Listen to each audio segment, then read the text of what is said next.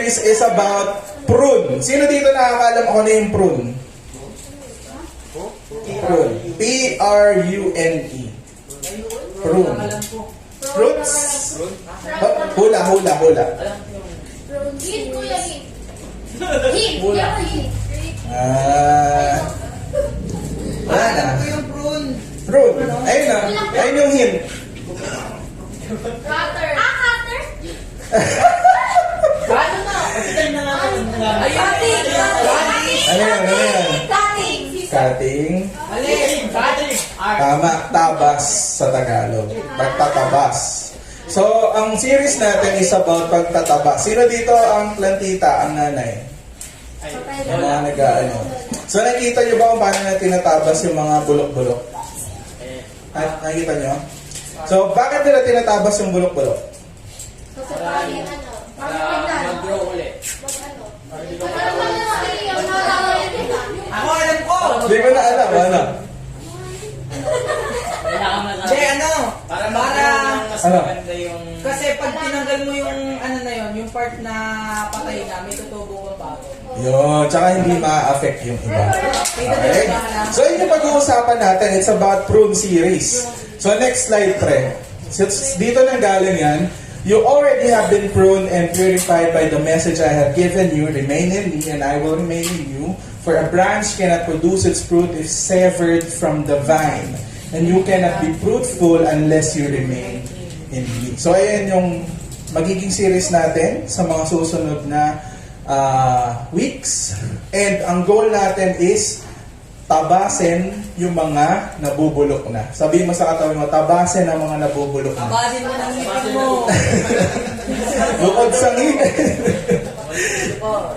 Anyway. So, ayun yung gagawin natin. Magtatabas tayo starting New Year.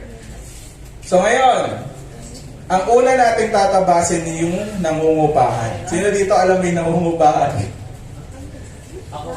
Parang ano yun, narinig yung nangungupahan. Gusto ko sabi ni Kuya. Kapalayasin natin yung nangungupahan. So, sino dito may nangungupa sa bahay? Sino may nangungupa? Sa bahay niyo may nangungupa? Ay, hindi. Wala? Pero alam niyo yung nangungupahan. Okay, very good. So, next slide, pre. Ayan. So, sino dito may New Year's resolution? Ako! Ate Eggy Boom. One of the good things that So, isa sa mga New Year's resolution natin is to become the version 2.0. Diba? Dati kang version 0.0, gusto mo na ngayon maging 2.0. So, gusto mo na maging 0.0. Kasi yung mga iba, gusto lang manatili sa kung ano yung meron sila. Yung iba gusto lang maglako. At yung iba gusto rin naman na mag-level up sila. No? From level 99, gusto na maging level 100. Okay? So ngayon, pag-uusapan natin yung about sa New Year's resolution. Dahil joke lang, hindi. So, yung New Year's resolution natin, alam niyo kung bakit tayo gumagawa ng New Year's resolution? Ikaw, bakit ka gumagawa ng New Year's resolution? Kasi may parang... Yan, game mo yan. Kasi, Ano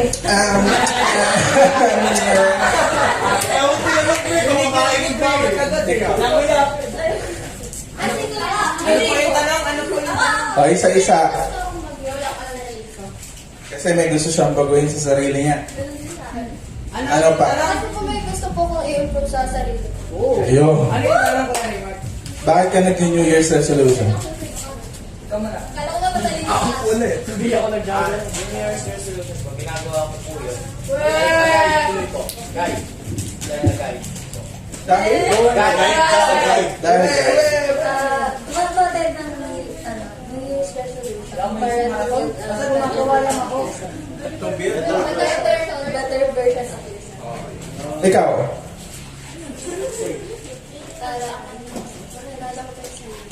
Para makilala mo pa yan sa sarili mo. O sige, pre. Hindi, para magsilbing Hindi, para Ano ba talaga? Kumbaga kaya ako gumagawa ng New Year's resolution para maging Maging katulad ng tatay niya. Okay. Para to si So those are the things sa ayun yung dahilan kung bakit tayo nag-New Year's resolution. And I'll give you some. Yan. So ito yung isang bagay na reason kung bakit tayo mayroong mga New Year's resolution. Hindi pa ako yung tao na gusto kong maging ako. Sino dito kayo na yung tao na gusto niyo maging kayo? Mahimik. Diba? And marami tayo mga bagay na, alam mo yun, the reason why yung mga tao gusto nila na magkaroon ng New Year's resolution kasi gusto nilang maabot yung isang bagay na hindi pa nila naaabot. Or meron silang ideal self, di ba? Yung future self na tinatawag na etong future self ko na to, pagdating ko ng 20 years old, makakamit ko na. Makakagraduate na ako ng college, magkakaroon ako ng trabaho, and so on and so forth. Right? And this is one of the saddest things na nangyayari sa atin. So, ayan. So, ito yung mga composition niya. Number 1, friends. Alam naman natin na we are supposed to be a friend to our friends na mabait, na hindi nangaasar, diba? Pero alam din natin na hindi pa tayo yung kaibigan na dapat kaibigan ng kaibigan natin. Right? And hindi lang yun. We also have estudyante. Diba? We are not yet the student na gusto ng teacher natin na maging tayo. Kasi I still remember, 71 pa rin ang grade ko nung high school ako. Dahil nung nag-iingay kami at kumakain kami nung candy, nag-iingay kami at kumakain kami ng candy sa likuran, binato ko ng teacher ko ng eraser at pagtingin ko sa grades ko, 71. Let's go. Pinatawag yung magulang ko. At yung nanay ko, sabi niya, ayoko na, pang 5 beses na to. Wala. Kailangan siyang ipatawag. Pero, alam mo yun, lahat tayo, alam natin na hindi pa tayo yung estudyante na gustong maging tayo nung teacher natin. Or, pwede rin na anak. Diba? Alam naman natin that we are not the anak that our parents want us to be an anak. Diba? Kasi ang gusto ng parents natin, tayo yung anak na magaling, na matalino, na maraming na-achieve, mataas ang grade. And, alam mo yun, kapag naaalala natin yun, parang yung sinabi kanina ni Cristel, gusto na nating maglaho. Kasi paano ba ako makakapunta doon? Kung alam ko sa sarili ko na hindi ako ganun. Hindi lang doon, girlfriend or boyfriend. So may mga girlfriend, boyfriends na. Diba? You always hear, palagi natin naririnig to. Dapat kang maging lalaki, nakarapat dapat para doon sa babae. Pero, ang problema doon is that, sino yung kakilala ng boyfriend natin? Tayo ba? O yung ginawa natin tayo na hindi naman talaga tayo? Hindi naman natin hindi tayo. Bakit? Exactly. Tama naman. Di ba? Gagawa ka ng kadibunsin mo, tapos yung kadibunsin mo na yun, ay yun yung ipapakita mo dun sa karelasyon mo, para ayun yung mahalin niya, pero hindi tunay na ikaw. Di ba? And basahin niyo yung post ko. Walang nag-like. Bakit? Kasi katotohanan yun. Ay, sorry. Sorry, naway ko tumansip na naman. Nag-heart ako eh. Anyway, hinart niya. Nag-heart ako. Pero dahil may nilagay kasi ako dun sa caption na si Jesus dito makdo. Pero kung tatanggalin ko yung caption na yun, tapos ayun lang yung quote, sa tingin mo may magla-like? Wala. Because ayaw natin yung katotohanan. Diba? Ano sabi ko doon? Hindi natin mararamdaman na mahal tayo ng ibang tao hanggat yung minamahal ng ibang tao ay hindi naman talaga ikaw. Diba? And mahirap man isipin, pero pag mag-isa ka, naiisip mo. Diba? Kaya pag mag-isa ka, nalulungkot ka. Right? And, syempre sa Diyos din.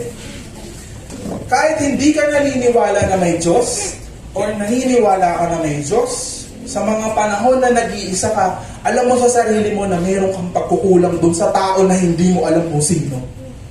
Diba? Yung alam mo yun, kahit hindi mo siya paniwalaan na may Diyos, pero alam mo sa sarili mo na hindi pa ikaw yung tao na dapat maging ikaw. Alam mo yun, meron tayong isang tao na hindi natin alam kung sino yun, na gusto natin i-appease. Diba? Na sana pagdating ng araw, matanggap niya na ako. Diba? Wait lang, ba't magkahap niya? Sabi, kapit kamay tayo, medyo malungkot yung sinasabi ko. Huwag kayo mag-alala. Gusto ko lang makita niyo yung reality ng buhay. Gusto ko lang makita niyo na ito yung nangyayari. At totoo na nangyayari yung mga bagay na to sa bawat araw ng buhay natin. Yung nararanasan nyo, nararanasan ko rin yan. Yung kalungkutan nyo, nararanasan ko rin yan. Yung mga bagay na akala nyo, kayo lang yung nakakaranas, nararanasan ko rin yan. Kaya nga, we always tell you na yung lugar na to is the safest place for you to be in. Dahil yung mga tao na kasama mo dito, pare-pareho lang nararanasan. Okay? Next. Ay, sorry. Wala pala akong alagad. Ayan. Ngayon, ito yung ginagawa natin. Diba? Naranasan natin, nalaman natin yung nangyayari. Ang ginagawa natin ganito, pinapatay natin ang lumiliyab na apoy gamit ang water gun. Ba't inulit? Nakita nyo na ba yun? Lumiliyab yung apoy, tapos may water gun ka. Sa tingin nyo ba, ma-extinguish yung apoy? Hindi. Bakit? Nalaman natin yung problema, pero hindi natin alam kung paano natin i-face to face yung problema.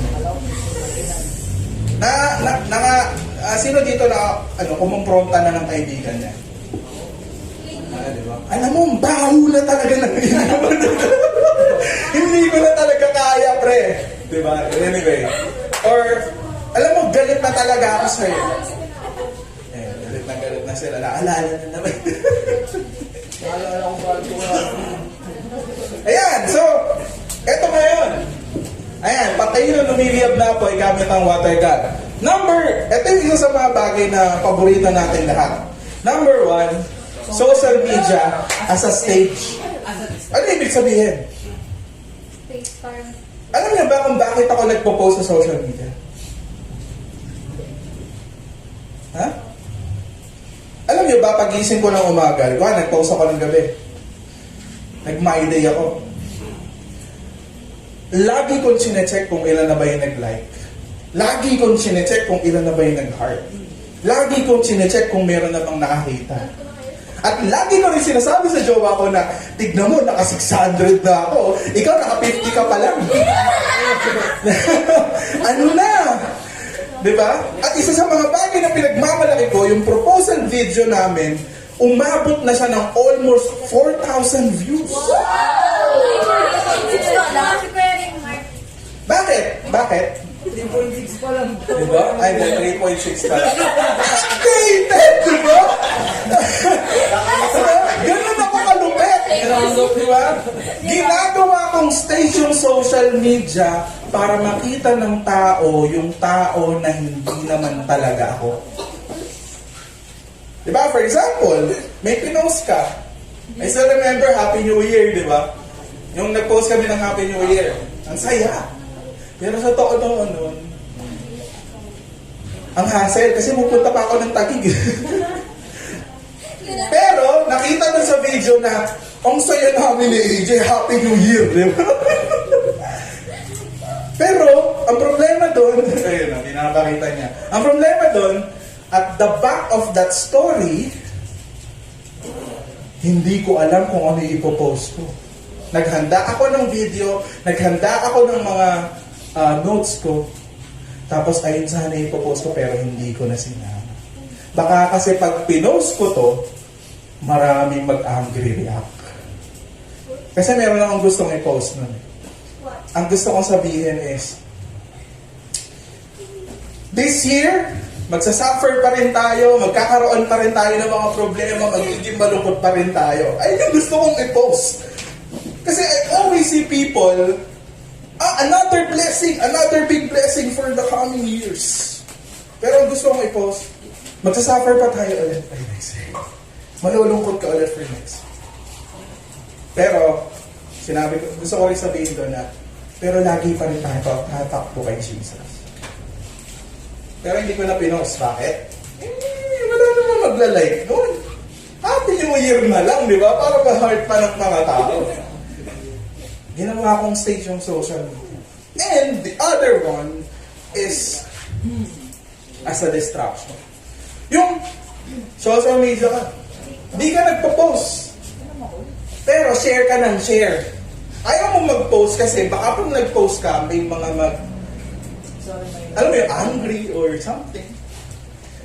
Pero ang ginagawa na lang natin sa social media, para hindi makita ng tao yung tunay na tayo, hindi tayo nagpo-post. Share lang. Si Wesley. Ulit. Amazing. Diba? And madalas, kung mapapansin mo yung sarili mo, yung pag-idle moments na yun, wala kang ginagawa. Yung scroll ka ng scroll ka ng scroll ka ng scroll ka ng scroll, kahit alam mo naman na wala nangyayari. Para lang yung kalungkutan na nararamdaman mo at that moment hindi maging totoo sa'yo. Kasi every time na dumadampi yung dulo ng daliri mo sa screen ng cellphone mo, feeling mo hindi ka nag-iisa. Right? Di ba ganun? Kaya nga pagka matutulog ka na, ayaw mong bitawan yung cellphone mo. Kasi pag pinatay na yung ilaw at wala na yung cellphone mo, boom! Breakdown to the... Parang, ano ba yung parang, ano na? Diba? Parang nawala, ano yung parang, yung alam mo yung sobrang bigat. Diba ang saya? Ganun natin nilalabanan. Dinidistract lang natin yung sarili natin, pero hindi pa rin natin kino-confront yung tunay na dahilan kung bakit tayo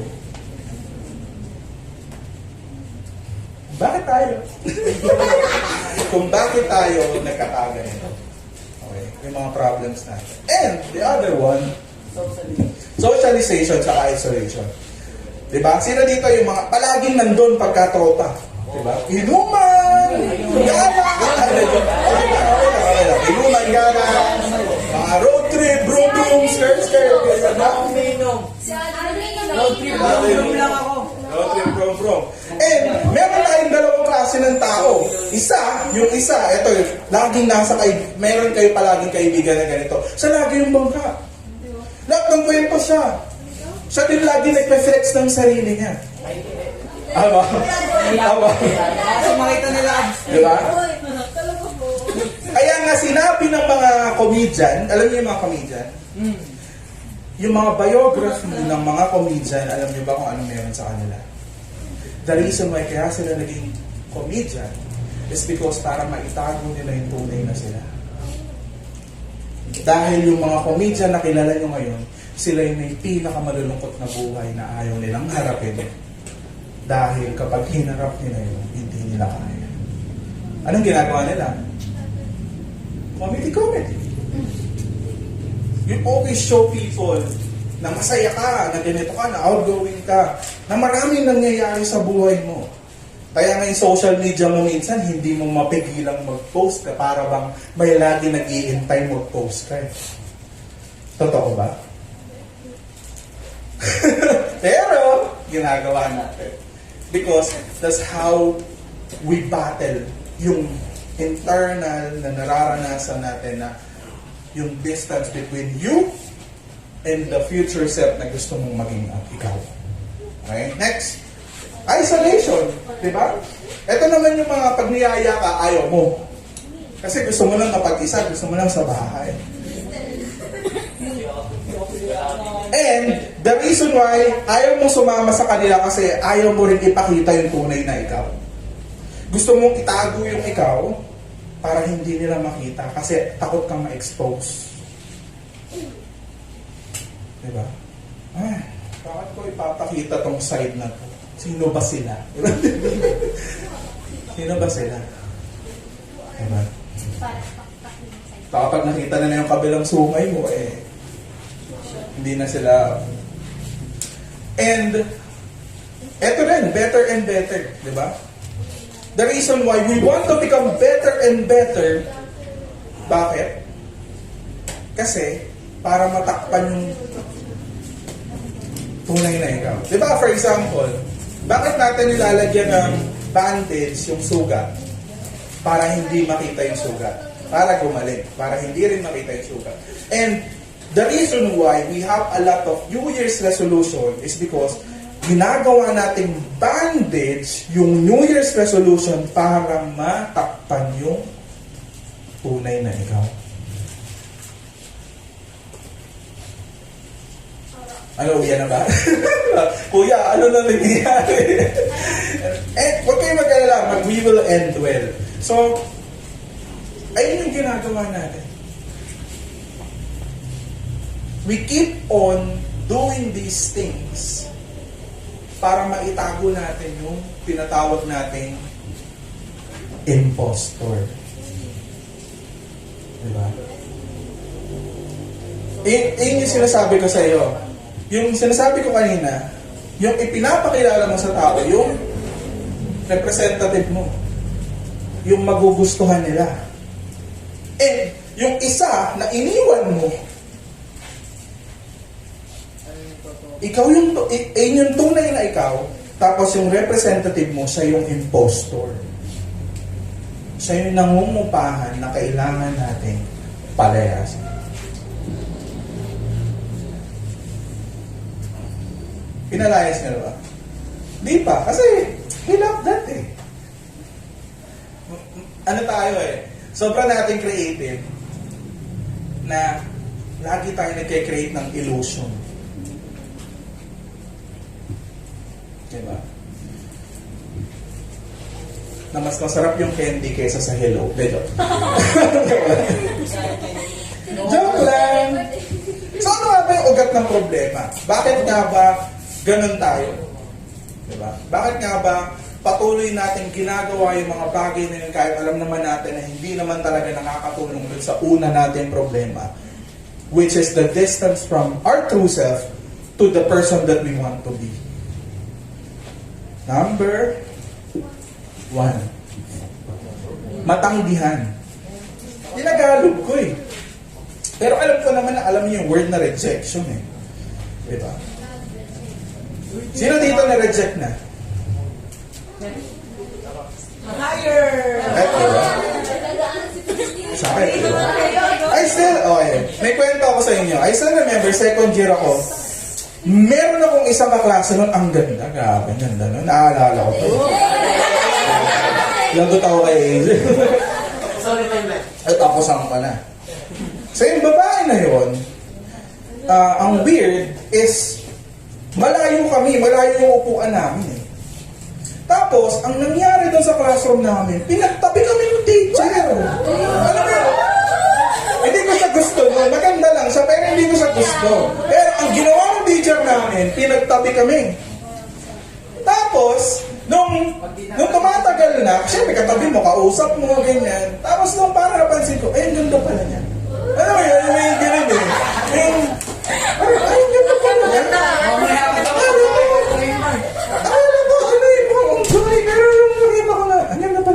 Anyway, so yun na, ganda niya. Ang nangyari, sabi nung, siyempre mga kaibigan mo susulero, di ba? May gawa mo na.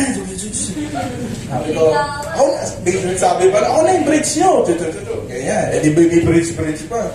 Hindi ko na ng bridge, magkatabi kami. Ang layo na upuan mo, di ba? Tapos, ang nangyari, torpe ko nun eh. So, siyempre, di ko nasabi. Siyempre, nagkaroon naman ng lakas ng loob na sabihin sa kanya. Dati parang ang taas ng tingin ng sarili ko nun eh. Parang di ako i-re-reject niya. Marami siyang mamimiss out pag ni-reject niya. Ganun eh, no? Kala mo eh. Ang pogi. So, kasi ano uso dati yung mga may picture ka, tapos nakikita nila like ng mga, hindi na uso ata sa inyo. Pero may ganon. Para nakasali ako doon somewhere. Tapos, syempre, tumataas tingin mo sa sarili mo. And, nung niligawan ko siya, nireject niya ako. Boom! Alam mo sabi niya? Hindi ako tumatanggap na hindi Christian. Christian! Niligawan ko, sabi ko, shucks, Christian. Anyway. Christian! Hindi pa ako nag-church nun eh. Hindi pa ako umate ng church nun. So, anong nangyari? Nireject niya ako. Tapos malaman ko, meron siyang jowa. Nireject niya nun talaga ako, di ba? So, parang, sabi ko, kaya ako torpe kasi ayokong ma-reject. Kasi kaming mga lalaki, gusto namin, sure. Kung meron man kaming babakuran, eto, alam mo, ganito yung ginagawa ng mga lalaki just a FYI sa inyo mga girls. Merong mga pool yan. Mga raffle ticket yan. Okay, si Cristel, si Ira. Tapos, mag-aano yan. Try nga natin batuin si Cristel. Tapos pag hindi maganda yung respond ni Cristel, ay, okay, Cristel. Medyo yung tagilid dyan. Kay Ira, Natamaan ng medyo tagilid ka na. Nag-aano lagi yan, nag-check yan. Kung okay. Hanggang sa, pag hindi okay, kasi ano yun eh, takot kami ma-reject. We always test the water. Eh, gano'n din kayong mga babae. Naniniwala din kayo. Okay? So, number one problem natin, kaya ayaw nating ipakita yung tunay na tao. Tayo, kasi ayaw nating ma-reject. And, ito pa yung isang reality. There is a lot of judgment outside there. Si Donalyn Bartolome, kilala niya. 16 million views, 16 million followers. Nag-post. Ano nangyari? Aba sa trabaho. Tapos naging labor of employment na siya.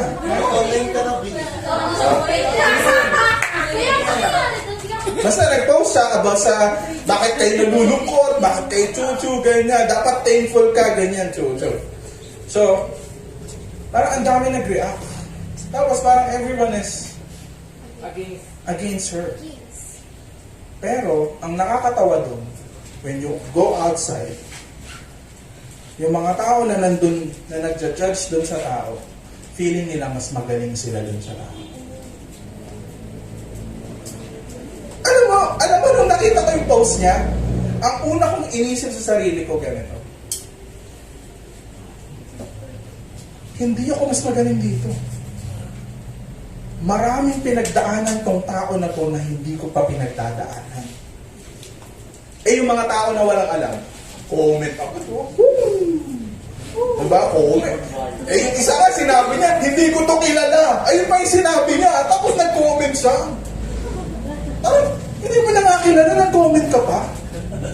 Ano ba? Diba? Nasa lang utak mo. Diba? Wala na, pero that's the world we live in. That's why ayaw natin ipakita yung tunay na tayo. Kasi kapag pinakita lang natin kahit yung hint lang ng tunay na tayo, there is judgment. Diba? Nakita lang yung kuyukot mo sa kala mo eh. Ang itim eh. Diba? Ano ba? Di mo ba alam na marami siyang pinagdaanan kaya umitim yung kuyukot niya? Ito talaga si Ate. Diba? Bakit nakita mo ko yung... Ito lagi yung tatandaan. Kapag meron kayong mga nakikitang post na gano'n sa social media, dapat ito unang pumapasok sa isip mo. Hindi ako mas magaling dito sa tao. Imagine mo, may nag-comment doon 7 years old May alam ka na ba sa buhay? Alam mo na bang ano? Ang alam mo lang mag-social media pero wala ka pang alam, wala ka pang nararating. Wala lang, pero nakakatawa kasi, alam mo yun, ang saya kasi na meron tayong ginajudge. Tapos party tayo nun. Tapos nakaka-addict kasi. Di ba? Kapag meron tayong kinukutsa, tapos sumali ka dun sa mga nangungutsa, ang sayo sa feeling eh. Di ba? Yung alam mo yung ang tawag nila dyan, dopamine. Yung dopamine level mo tumataas kapag ka meron kang ginajudge na isang tao. Ano nangyayari? Yung rationale ng utak mo, hindi na tama. Kasi ang nangunguna na nagdadrive sa'yo para gawin yung mga bagay na kailangan mong gawin ay yung nararamdaman mo na, pero hindi ka na nag-iisip. Tama na rin.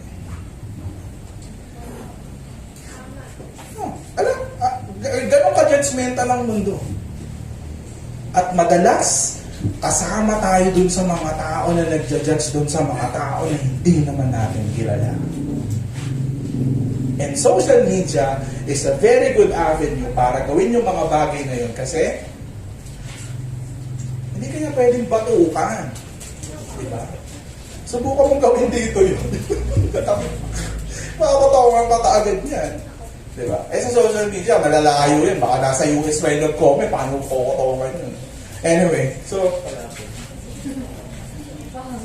makilala. So yun yung isa pang bagay na problema natin is gusto natin kasi makilala eh. Diba?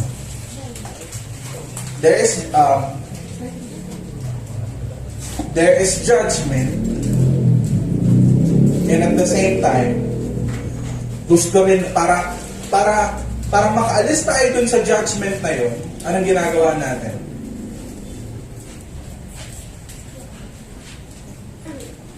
Binuboost natin yung isa nating pagkatao. Bakit? Bakit? Tama. Binuboost natin siya. Kumbaga, pinapakain natin ng pinapakain. Right?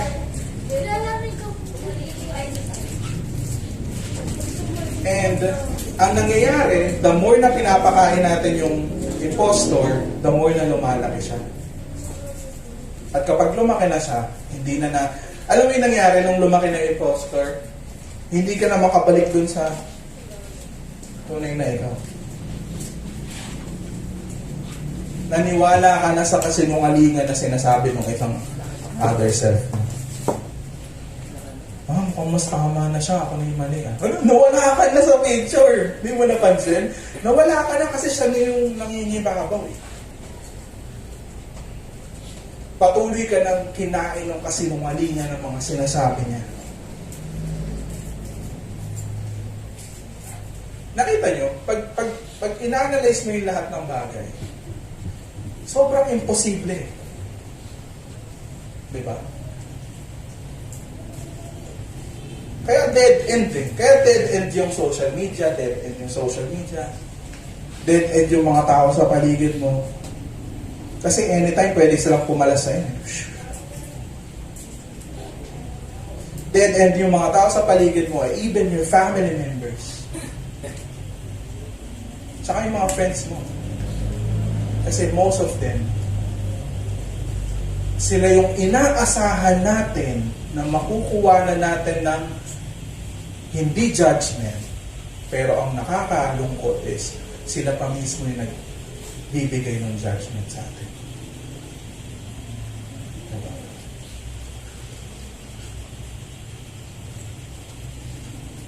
Diba? Kahit maging version 3.99 ka pa, ano sasabihin mo sa dulo?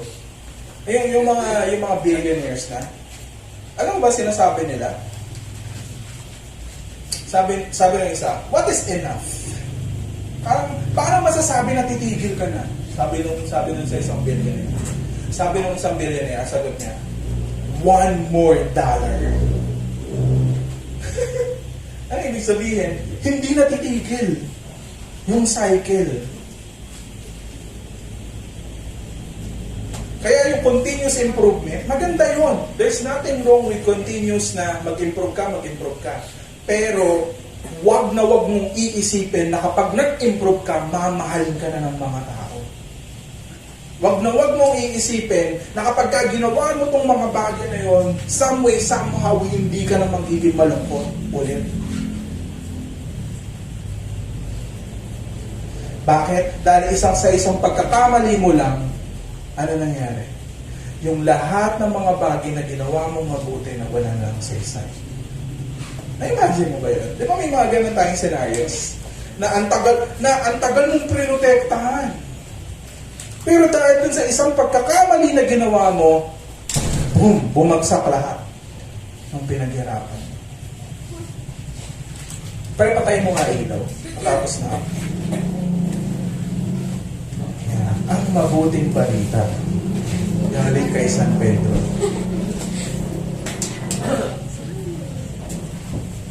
So the first thing, patay mo nga ilaw. Lawin. Lawin. Yan.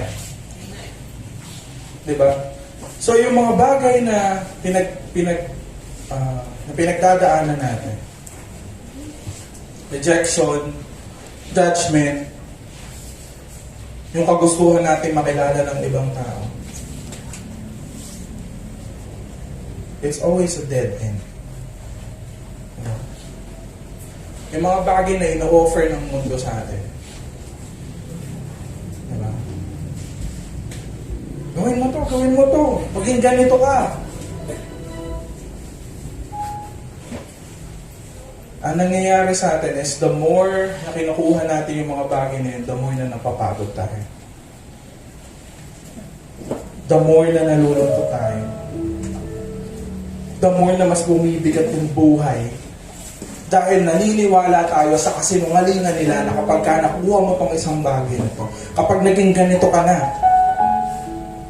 kapag ka hindi na ikaw to at ito ka na, some way, somehow, makakaalis ka sa realidad ng buhay ng katotohanan kung sino ka. Pero alam natin na kasinungalingan yun. Pero hindi natin masabi sa kanya na isa kang malaking kasinungalingan sa mukha niya. Bakit? Kasi sometimes, di ba, yung kasinungalingan matamis eh. Di ba? Para siyang prutas na kapag kinagat mo matamis. Pero hindi mo napapansin, yung prutas na kinagat mo, mayroon palang lason. Tapos, yung konting kagat mo dun sa prutas, unti-unti, nilason niya na yung buong pagkatao. Tapos, yung nabumuhay na sa'yo, hindi na ikaw. Yan na yung ilusyon ng ikaw. Pero, ito yung in-offer ni Jesus.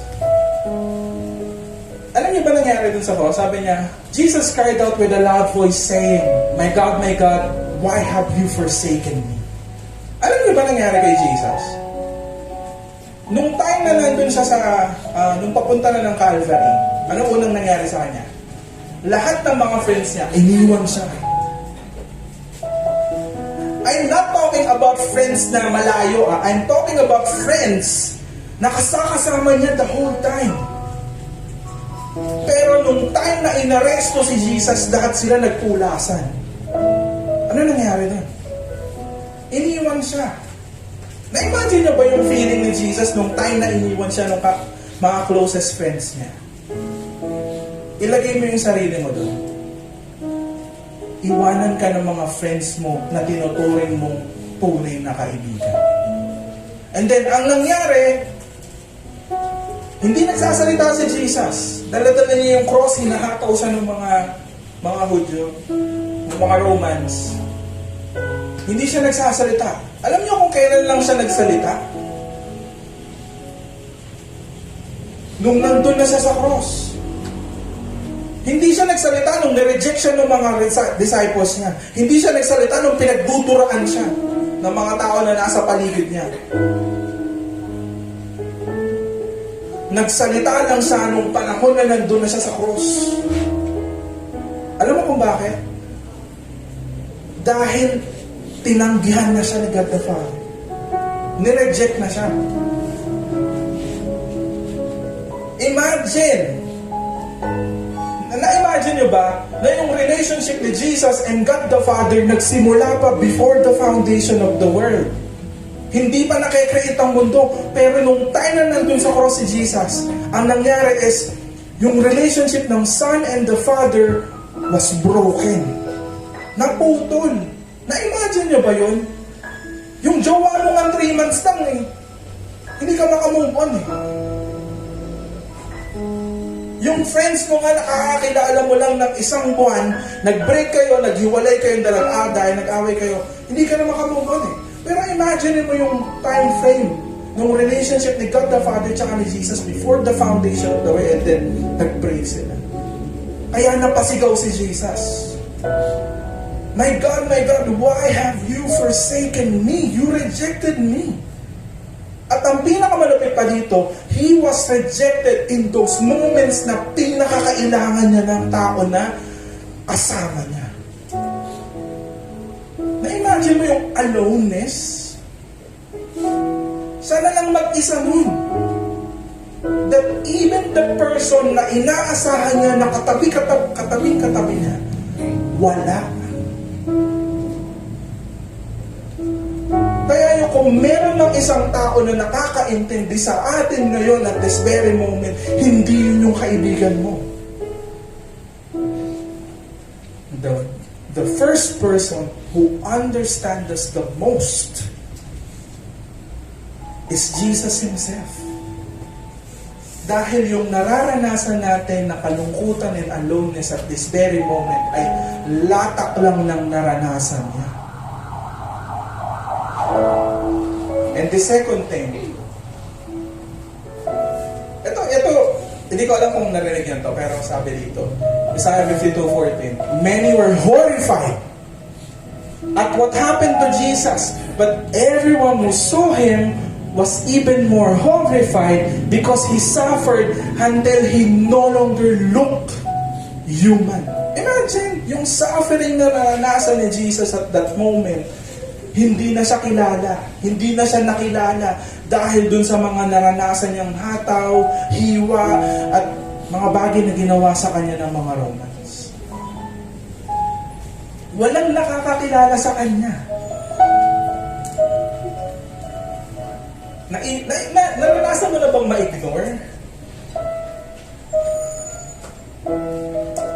Ito yun.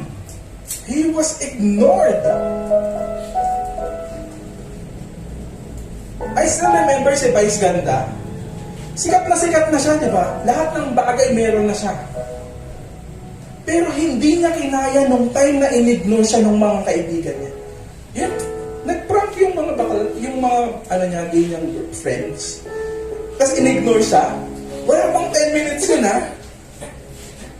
Pero nakita ko kaagad dun sa video na yun na hindi kinaya ni Vice Ganda yung pag-ignore sa kanya ng mga kaibigan niya.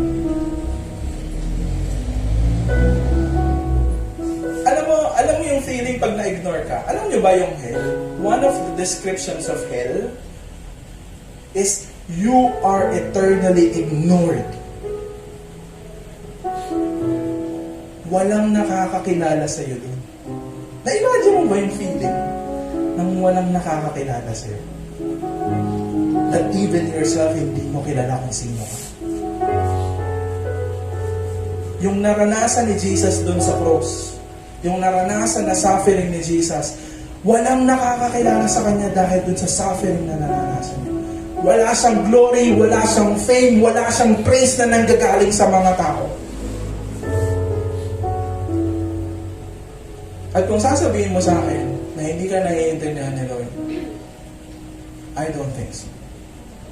Kasi kung meron mang nakakaintindi sa'yo sa mga panahon na naranasan mo yung sakit na ma-ignore ka, siya yun.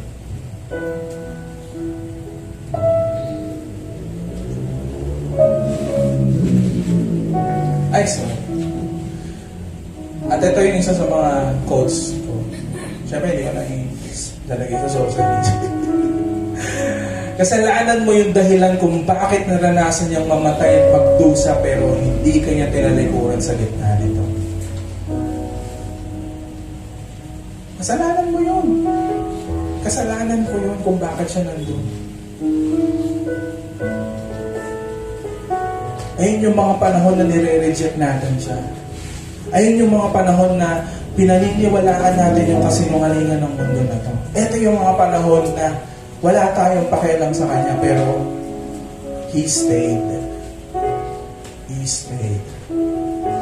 May video ko. Ito. Actually, ito yung pinost ko, sabi. Alam ni Jesus lahat ng baho na tinatago natin at pilit natin pinagtatakpan, pero hindi nagbago at hindi magbabago ang turing niya sa'yo. Diba kasi sometimes, pag may mga bagay tayong pinagdadaanan, especially pag may mga bagay tayong mga maling ginagawa, feeling natin, Lord, ganun pa rin ba yung turing mo sa akin na yun? Kahit hindi na sa inyo, kahit sa akin na lang.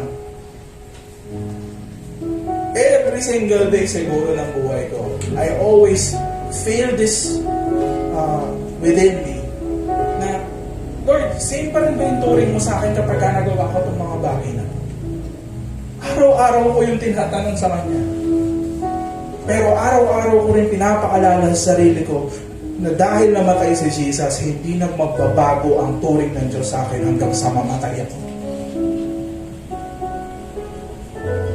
Do you want a friend na hindi magbabago ang turing sa'yo kahit makita niya na yung lahat ng baho mo?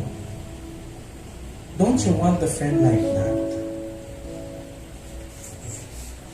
At meron akong video.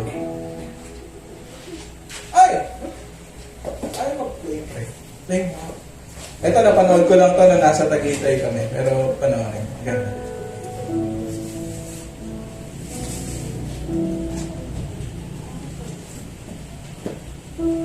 Nung napanood ko to, sabi ko, ayan! Ayan! Sakto-sakto! Ang tagal.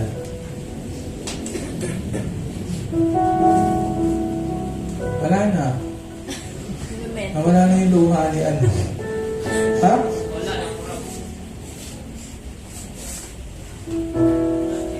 Wala, pre. Pines ko yan sa akin. Wala, hindi na. Wala na. Sana, wala na. Okay, wala na. So, anong nangyari dito sa John Lloyd? Nag-break sila. Alam niyo ba sila nag-break? Kasi, hindi na nagustuhan ni John Lloyd yung pagkatao ni Betsy. Ay, ni Bea. Si Betsy kasi yung pangalan. Kasi naghiwalay sila kasi hindi niya nakinaya yung ugali ni Betsy. Pakialamero, lagi na lang ginagawa yung mga bagay na ayaw niyang gawin sa kanya. Lagi siyang tine-check from time to time. Lagi siyang tamang hinala. Ay, yung sinabi ni John Lloyd kay Bea. Lagi kang tamang hinala, lagi mong ginagawa yung mga bagay na ayaw ko sa'yo. Sabi niya, sinisigawan siya dun sa sa harap ng maraming tao. And then, sabi ni Bea, sira ulo ko ba? Sabi niya gano'n. Bakit ay yung sinasabi mo sa akin sa harap ng maraming tao? Bakit mo ina-expose yung ako? Bakit mo ina-expose na dapat ikaw lang nakakaalam? Pero habang sinasabi ni John Lloyd na, alam mo, yung mga bagay na ayaw ko lahat na sa'yo. Yung gano'n yung sinasabi niya eh. Biglang sinabi ni John Lloyd, pero mahal kita, sabi niya. At ayaw kitang magbago, ay yung sinabi ni John Lloyd kay ano. At ayaw ko na magbago ka. Bakit? Kasi lahat na lang ng tao sa paligid natin, lagi na lang sinasabi, dapat ganito ka naman, ginawa naman na niya. Dati na yung nangyayari sa'yo. And then we tell them, hindi mo pa naiintindihan. Diba? Hindi mo alam yung pinagdadaanan ko. Gusto mo sabihin sa mukha na, pero hindi mo masabi. Hindi mo alam yung mga panahon na malungkot ako, kaya ako nagawa yung mga bagay na to. Hindi mo alam yung mga panahon na nag-iisa ako at nararanasan ko na wala akong kasama. Hindi mo alam yung mga panahon na yung mga taong inaasahan ko na nandyan dapat para sa akin, wala sila. Right?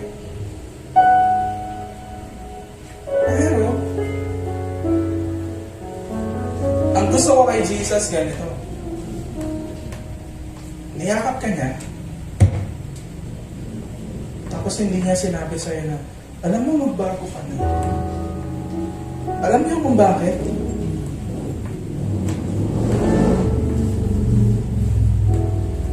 Kasi ito yung kailangan natin. Kailangan natin ng isang tao na yayakap sa atin sa mga panahon na wala tayong nagawang mabuti. Sa mga panahon na lahat pinasabog natin lahat. And alam niyo na nangyayari kapag gano'n? Alam niyo ba yung mga times na sobrang transforming sa buhay niyo? Ayun yung mga times na pinasabog mo lahat. Tapos biglang may tumakbo, niyakap ka, okay lang yan. Walang ibang kayang gumawa nun, si Jesus lang. Pero hindi ko sinasabi na hindi kayo magbabago. Ang sinasabi ko is that kapag naranasan mo yung mainit na yakap ni Jesus, that's the only time na magkakaroon ng pagbabago sa buhay. Ang tanong ko, have you ever experienced the hug na ino-offer ni Jesus sa'yo? O mas gusto mong ma-experience yung binibigay ng social media na panandali ang saya? Sinasabi ni Jesus ito, hindi mo na kailangan magtago. Hindi mo kailangan itago yung tunay na ito. Number 2, hindi mo kailangan magpanggap. Ang sinasabi niya, pag naranasan mo yung pag-ibig na ganito, hindi mo kailangan na magtago. Pag naranasan mo yung pag-ibig ko, hindi mo na kailangan magpanggap. Pag naranasan mo yung pag-ibig ni Jesus, pwede mo nang ipakita yung tunay na ikaw nang hindi ka natatakot ma-reject at hindi ka natatakot na bawasan ang mga tao na nagmamahal sa'yo. Naranasan nyo na ba yung moment na hindi ka natatakot ma-reject? Naranasan nyo na ba yan? Naranasan nyo na ba yung moments na hindi ka natatakot na mawalan ka ng kaibigan? You can only experience that if you experience the love of God in Jesus Christ. Ganun siya ka-powerful. Ganun siya ka-dangerous. Na kapag naranasan mo siya, kahit wala yung like sa Facebook, wala kang pakialam. Bakit? Mas totoo yung pag-ibig ni Jesus sa akin kaysa sa pag-ibig na ibinibigay ng mga tao na ito. And last, dahil sa cross ni Jesus, minahal ka ng Diyos kung sino ka at hindi yung dapat na maging ikaw. Di ba? Kasi ganito tayo eh. Di ba? Mamahalin lang natin yung mga tao sa paligid natin kapag sila na yung tao na dapat na maging sila. Diba, dapat maging ganito ka, dapat ganito ka, dapat ganyan ka. And then kapag naging ganito ka na, saan kita mamahalin? Pero kay Jesus, hindi ganyan. Ulitin ko yung ganda eh. Dahil sa cross ni Jesus, minahal ka ng Diyos kung sino ka at hindi yung dapat na maging ikaw.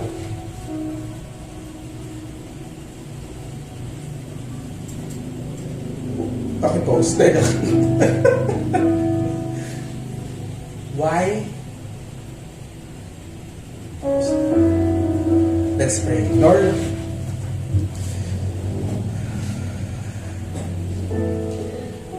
marami pong salamat, Panginoon. You know, Panginoon, the loneliness, Panginoon. You know, the aloneness, Panginoon. You know, the rejection, Panginoon. You know, Lord, yung mga panahon that we are ignored. You know, Panginoon, yung mga panahon, Lord, that everyone around us, Panginoon, kahit wala pa silang sinasabi, we feel judged. Kahit ng presensya lang nila, Panginoon, we feel judged. You know, Panginoon, lahat ng struggles namin, Panginoon. Alam mo yung mga bagay na ginagawa namin sa dilim, Panginoon. Alam mo yung mga bagay na ginagawa namin kapag kami na lang mag-isa, Panginoon. Alam mo lahat ng buong pagkatao namin, Panginoon. Alam mo yung kahinaan namin, Lord. Alam mo yung struggles namin, Lord. Alam mo yung lahat ng kasalanan namin, Lord. Alam mo yung lahat ng pagkukulang namin sa iyo, Lord. You fully known everything about us, Panginoon. But dahil namatay ka sa cross, Panginoon, kahit alam mo yung lahat ng mga bagay na yun, Panginoon, yung pag-ibig mo sa amin, Panginoon, ay still hindi nagbago at hindi magbabago, Panginoon. Lord, that's the love that we need so that, Lord, mabago yung aming mga puso. Lord, I pray, Lord, that everyone here, Panginoon, will experience the love, the joy, Panginoon, na maranasan yung pag-ibig mo. The joy na makita namin yung Savior namin, Panginoon, na ginawa yung bagay na hindi namin kaya gawin. May you give us joy, may you give us peace, Panginoon, knowing, Panginoon, na yung pag-ibig mo sa amin, Panginoon, dahil sa cross ni Jesus, hindi magbabago, Panginoon.